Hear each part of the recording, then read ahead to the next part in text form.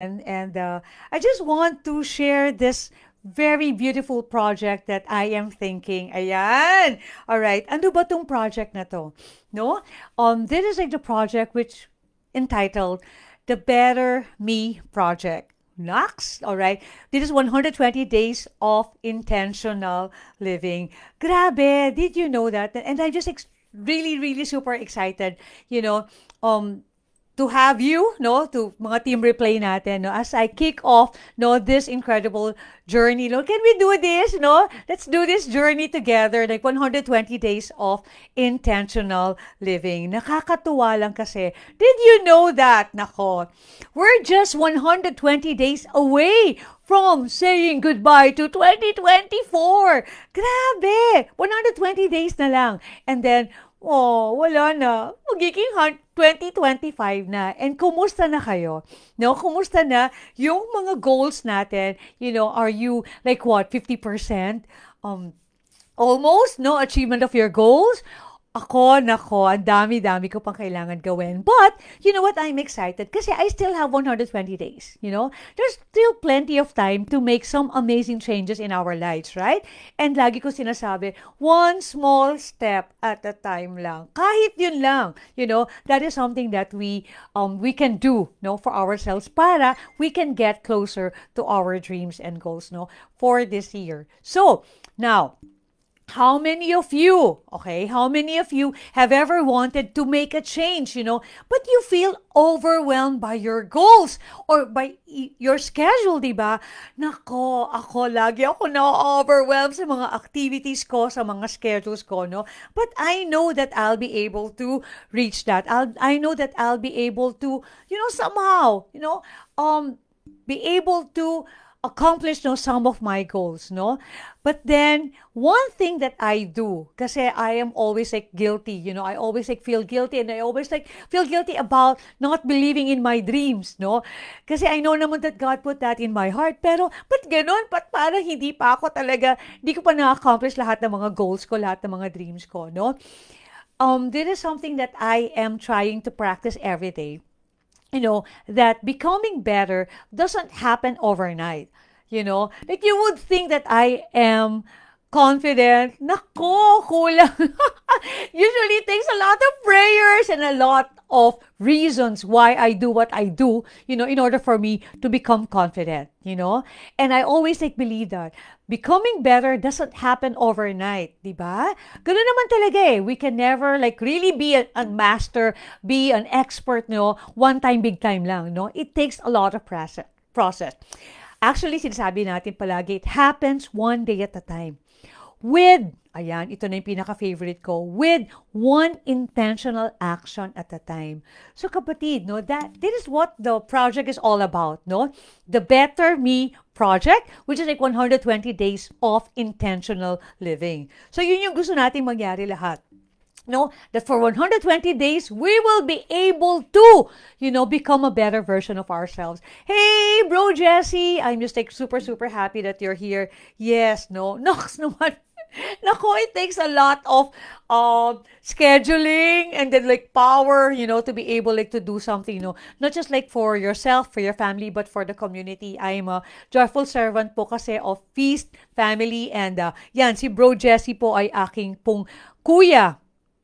Tama ba? Kuya, no? Sa community, no? So anyways, no? So this is like what I want you to do, no?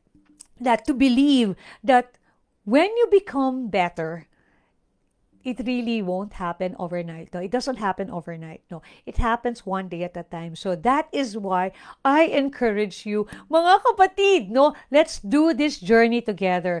Let's try to be a better version of ourselves, no? So what's going to happen for 120 days? Grabe! Kasi after noon, 2025 na. Grabe! Alright, so yun ang kailangan natin ayusin. Ah, kuya talaga? Oo. Hindi, partner yan. Barkada yan, alright? Ano yan, bro. Kaya, di ba, bro ka nga, di ba? Anyway, so, here's what we're going to do every day. Ayan. So, every day for the next 120 days, we will focus on one simple, intentional action. Yan. It could be something small, like, siguro like being intentional about your breathing. At least like 5 minutes to breathe deeply. No, kasi ako, I'm a aligaga person. No, so that for me is an intentional thing to do. Like really rest, not do anything. All right, breathe deeply for 5 minutes. That is like a small thing, but it will make me a better person, right? So, or something challenging. Nako, ang daming mga challenges na yan. Anong challenge? All right? Not to be masungit. Or to be extra patient, di ba? Or not to complain. Yung mga ganon, no? Yun yung mga small actions that we will take every day. Chris Ruiz, ikaw, anong small action mo na gagawin mo every day in order for you to become a better version of yourself? Come on, come on. Jessie, Chris, you wanna write it down? Ano yung sa'yo yung parang challenge pero willing kang gawin in order for you to become a better version of yourself? Feeling ko si Chris not to spend money. Si Jessie naman is, ang challenge sa kanya is that to say no. Kasi lagi itong nag-yes sa mga services. Tama ba, Chris and Jessie? No, but anyways, any one of you guys, what is it that you will do every day? Teaching! Kay Glenda. Talaga challenge sa'yo. Oo, kasi hindi yan yung charism mo, no? Pero, di ba sis Glenda, sinabi mo sa akin yesterday, di ba, yung giving, no? Yung sharing, yun yung isa sa mga charism mo. And that is like something that, we have to embrace, alright? So, ito yung gagawin natin for the next 120 days. Alright? That we will focus on one simple, intentional action that will make us better every day. Diba? So, like, ito rin, ito talaga, yung gustong-gusto ko, yung mag-journal ka na talaga every day. And that is my encouragement to all of you, that for the next 120 days, you need to have your own notebook, and of course, like your pen, that we will write. Alam mo, ako, ang dami ko talaga mga ginagawa. Pero, the reason why I'm doing this is that, like to force myself that I have to be intentional, with the things that I do every day.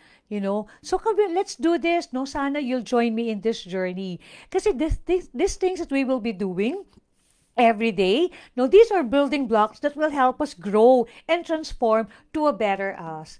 Sabi nga talaga ni Glenda, I'd love to give and share through teaching. So marami tayo. And I love what you said, Sis Glenda. Kasi you don't just like view it. If you will be given a task and you will say that it's teaching, automatic sa'yo, no yun. No, pero when you somehow understand why are you doing what is teaching to you, and that is giving, you redefining it, reframing your mind, o diba, nagbabago. So, nagiging ibang tao ka na. Diba? A better version of yourself is that not just like to be not to close doors, close your doors when it comes to teaching, but you looking at it in a different light, which is, teaching is equal to giving. Ayan. So, diba, yun yung importante. Si Jessie, nag-know na siya. Oo, yun ang kailangan mong gawin. Kasi you always say, yes, no? So, yan. Come on. Ikaw, I want to hear from you guys, what's one thing that you would like to work on, Kasi we have different areas in our lives, diba? Ano ba yan? Personal development. Yung health mo ba? Yung relationship mo, yung family mo, yung me time mo, no? And this is one thing. Can I ask you, what's that one small step that you can take today? And then write it in the comment section below. Kasi ako, alam nyo ba yung one, it's not a small step for me to do a FB Live. Because I am never comfortable ng mga public na ganito.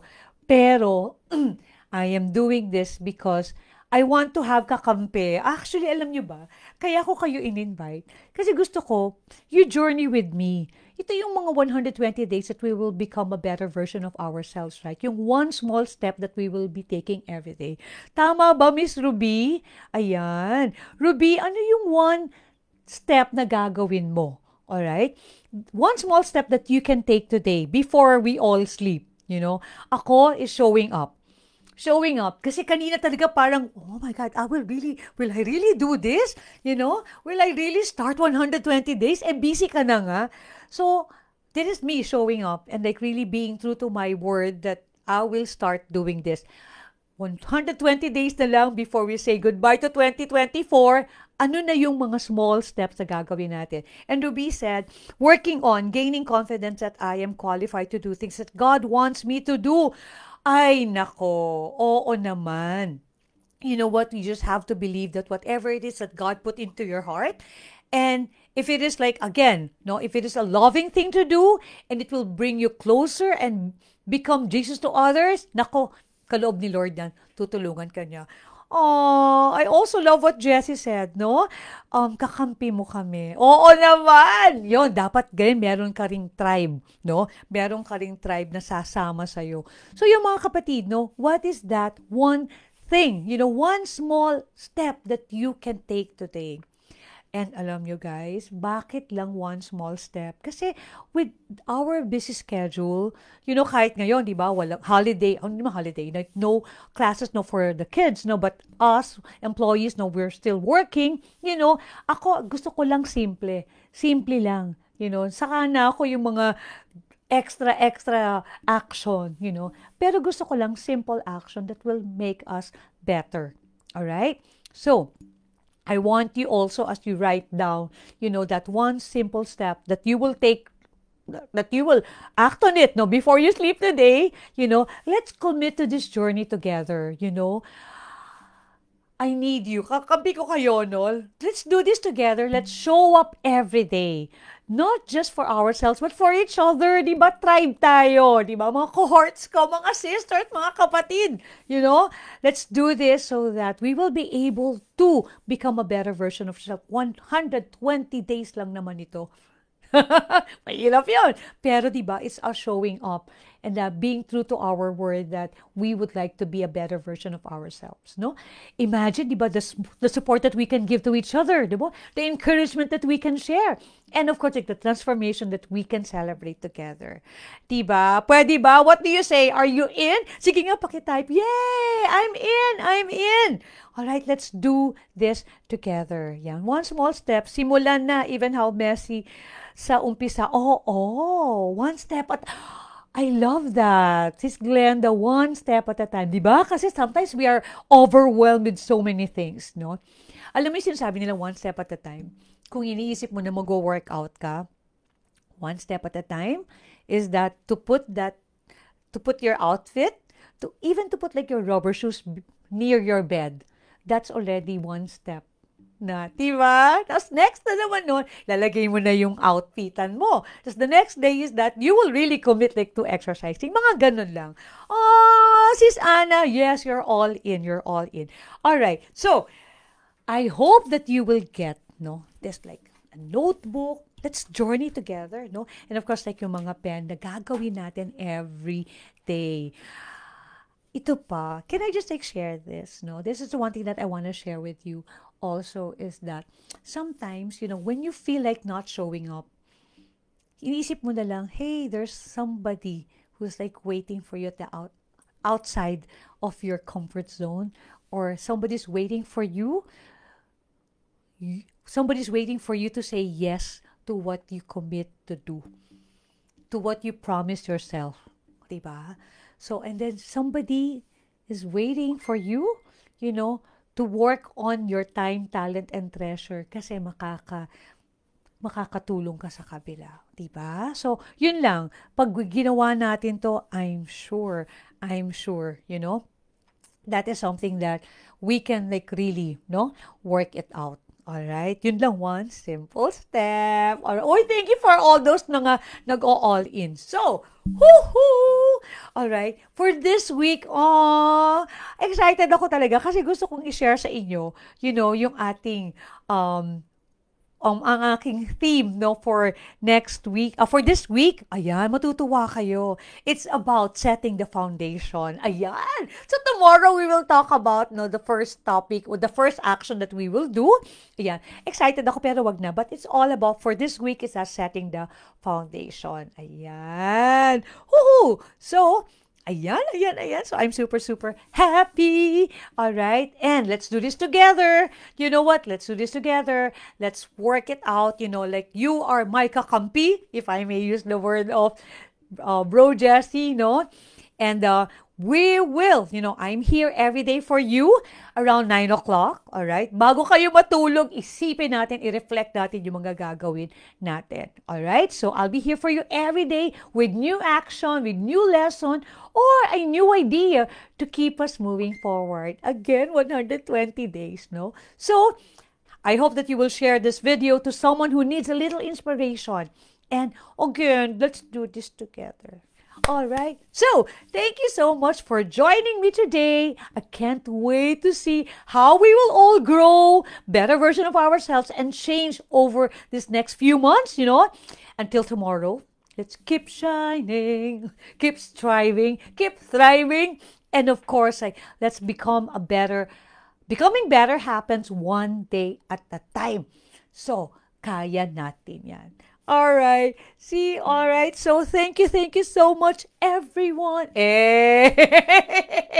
I love this. Hey! Kabad, katribo. All right.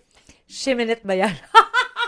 Mga Madam Chair, show up to po. Mag-show up po tayo lahat tomorrow. Woohoo! Love you guys. And here, start. Let's become a better version of ourselves every day.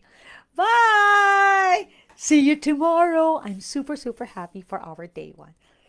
Bye! And wait, if you want, you can start asking questions and I'll just answer later on. All right, bye! See you guys! Woohoo!